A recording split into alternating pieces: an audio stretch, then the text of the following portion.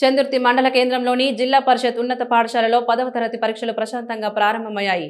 శనివారం నుండి పరీక్షలు ప్రారంభం కాగా ఈ పరీక్షలకు మండలంలోని వివిధ పాఠశాలలకు చెందిన 224 మంది విద్యార్థులు పరీక్షలకు హాజరయ్యారు.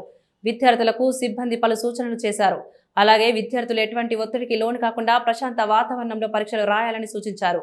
పరీక్షా కేంద్రం వద్ద పోలీసులు బందోబస్తు ఏర్పాటు చేశారు.